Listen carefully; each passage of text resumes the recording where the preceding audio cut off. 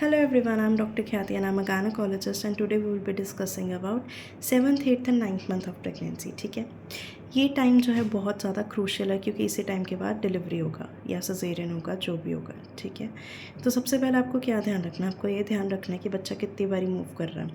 बच्चा कम से कम 10 बारी मूव करना चाहिए पूरे दिन में. ठीक है, and how to count that. आपको ब्रेकफास्ट के बाद, लंच के बाद एंड डिनर के बाद 1 घंटा लेफ़्ट साइड करवट लेके लेटना है.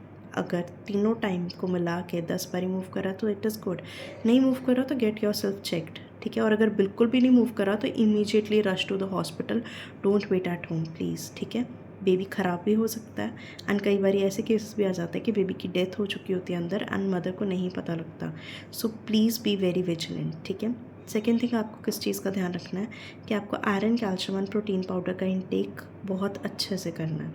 इस टाइम पीरियड में क्या होता है कि कई बार आयरन की डेफिशिएंसी की वजह से हमें एन मौके पे पेशेंट हमारे पास अगर 8 ग्राम खून के साथ आ रहा है या फिर 7 ग्राम खून के साथ आ रहा है, हमें कई बार ब्लड चढ़ाना पड़ता है. तो इस चीज़ को अवॉइड करने के लिए आप पहले ही आयरन का इंटेक अपना अच्छा रखिए. ठीक है, थर्ड थिंग आपको किस चीज़ का ध्यान रखना है कि आपको ब्लीडिंग तो नहीं हो रही है. ब्लीडिंग हो रही है तो हो सकता है कि आपकी जो प्लेसेंटा या ऑल है वो नीचे की तरफ हो, तो उस चीज़ के लिए आपको डेफिनेटली चेकअप कराना है.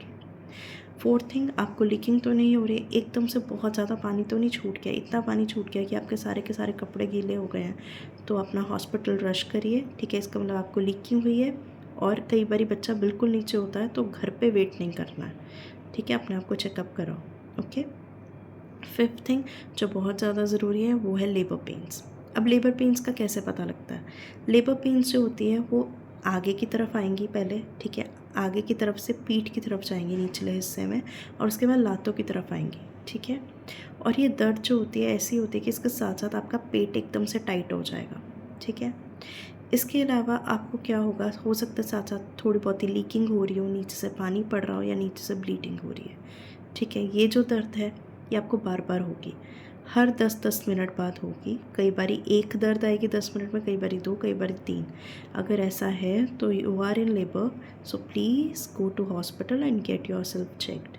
ठीक है, इस टाइम पीरियड में मोस्टली डॉक्टर्स एक एनएसटी कराते हैं जिसको नॉन स्ट्रेस टेस्ट कहते हैं, जिसमें बच्चे की धड़कन की जांच होती है, जो कि पूरी हम अराउंड 20 मिनट्स लेते हैं टू सी कि बेबी का मूवमेंट ठीक है, बेबी का हार्ट रेट अच्छा चल रहा है या नहीं. वो एक बार ही कराते हैं मोस्टली डॉक्टर्स, तो वो करवाना भी इम्पॉर्टेंट है, ज़रूरी है. उससे आपको ये पता लग जाएगा कि बेबी आपका ठीक है कि नहीं. इसके अलावा एक स्कैन होता है, वो डिपेंड करता है कि 1 हो या 2 हो या 3 हो, बेबी की कंडीशन के बारे में, आपकी कंडीशन के बारे में. अगर आपको हाइपरटेंशन है या डायबिटीज़ है तो स्कैन बार बार भी कराना पड़ता है. अगर प्लेसेंटा प्रीविया है तो उस केसेस में भी स्कैन कराना पड़ता है.